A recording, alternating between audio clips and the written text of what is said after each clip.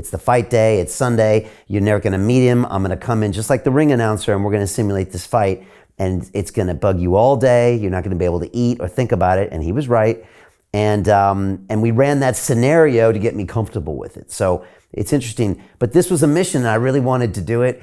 And it got me focused, super focused, and just took me to another level. And so I guess people need to find that mission is what they need to do, right?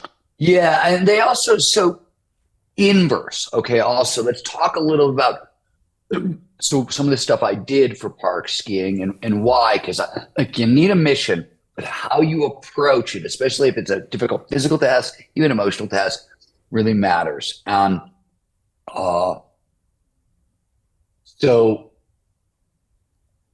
we got to talk a little bit about flow for a second for this to make sense. Cool.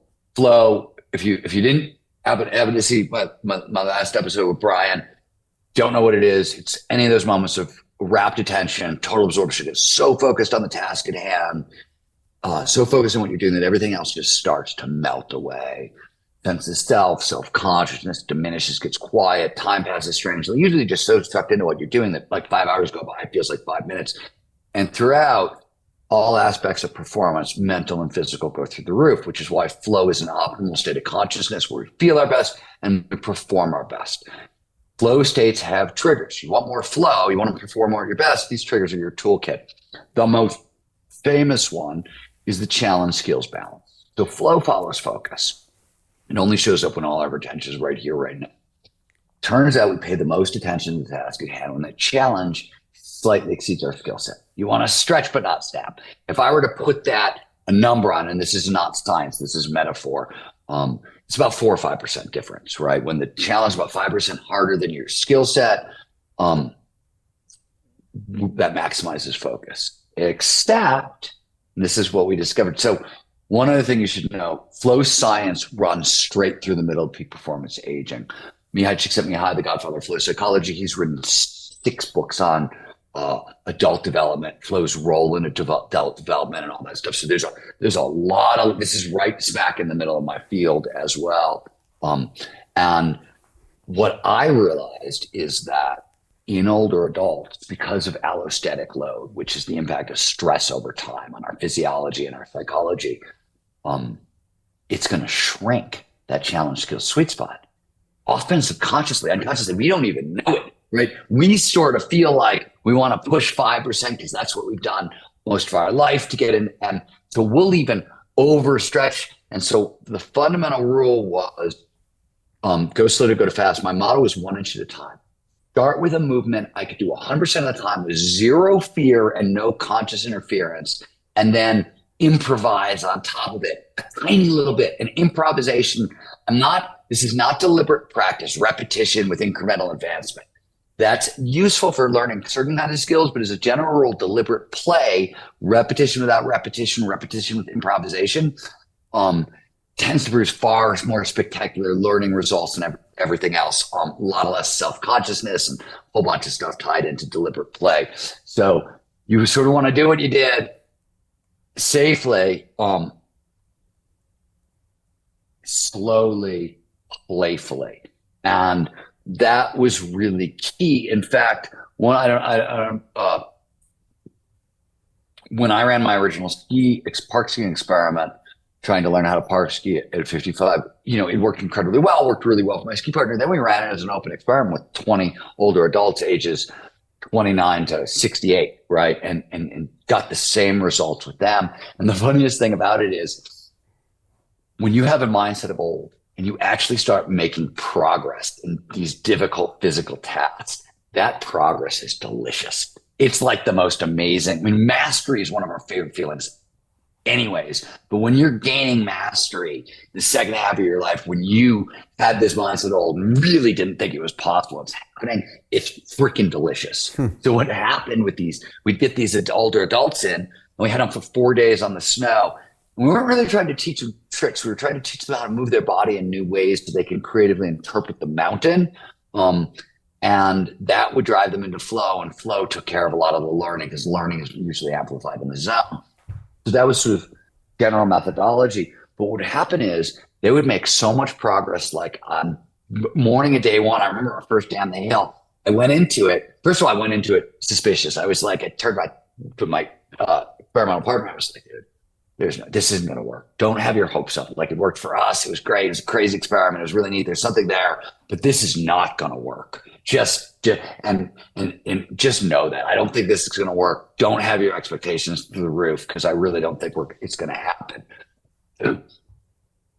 4 hours later, I was like, turned to the same guy. I was like, holy shit. They got so far so fast. We got to hold them back. Otherwise, they're going to put themselves in the hospital right now. And that was after a day. It was the craziest thing I've ever seen. And that has been consistently our experience with this. So this go really slow is part of it. Don't get so addicted to the progress that you forget that challenge skills sweet spot is still 1%. Even if the progress is delicious and it's going to tell you to take on slightly greater challenges, you'll get there. Just, you don't have to get there today. You might be able to get there tomorrow or the next day. You can go faster, but you can get hurt. And unless you want that experience, right? And usually for most people, that's total derailment of their plans. They don't know how to come back from those kinds of things. So just avoid it in the first place if you can. So Jim Rickards has just recorded a video that's not available to anyone in the public, and he's going to be talking about how this upcoming recession is going to be fast, it's going to be bloody, it's going to be nasty. But at the same time, he's going to show you how you can position yourself to profit from all of this chaos. Now, we've made this video only available to our viewers. Go to londonreal.tv/Jim. Watch that immediately. I can't say enough good things about Jim Rickards. He understands the global economic system better than any guest I've ever had on London Real.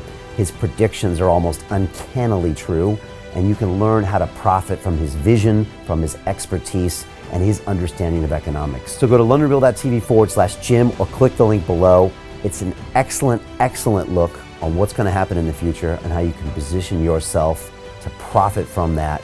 Jim is one of the best in the business, one of my favorite guests on London Real, and he's very, very good at predicting the future and showing us all to profit from it. So click the link, and I hope you enjoy. The greedy bankers are about to do it again. In 2008, they crashed our financial system and nearly bankrupted the entire global economy. Then they received trillions of dollars in government bailouts. And after, they demanded fat bonuses paid for by you, the taxpayer. It turns out the banks haven't just been screwing the American taxpayers, they're also screwing over their investors. Turns out the banking industry is the worst place you could put your money, despite enormous taxpayer bailouts. Now the bankers are back to take away your financial freedom. They lie and tell you that cryptocurrency isn't safe. They try to make it illegal for you to choose how to invest your hard-earned money. They lie and say cryptocurrency is used by money launderers and criminals. But look at the record. It's the banks themselves that launder hundreds of billions of dollars every year to the biggest criminal operations in the world. Leaked documents have revealed how some UK banks have helped criminals, money launderers and Russians under sanctions. American authorities discovered that the Sinaloa cartel moved $881 million through HSBC accounts as bank officials turned a blind eye to the illegality. The bankers lie and say cryptocurrency is not a real investment. Meanwhile, the smartest CEOs in the world are buying billions and billions of it. The truth is that banks lie about cryptocurrency because it makes them scared. The banks take $9 trillion per year of your hard-earned money, and they are worried that they will finally be exposed. They're scared because crypto means they can no longer control your money, which means they can no longer control you.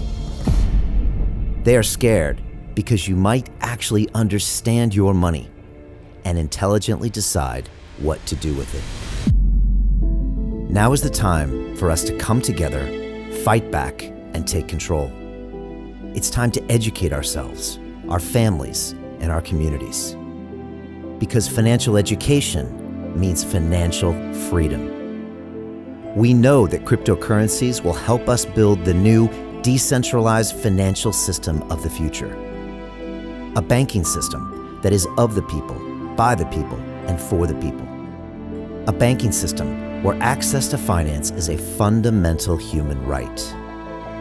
A banking system that is free and fair and welcomes all humans on this earth. The DeFi revolution is happening. We, the people, can no longer be fooled. We choose to take control of our finances. We choose to take control of our freedom. We choose to take control of our future. Join us, and let's take back our financial freedom forever.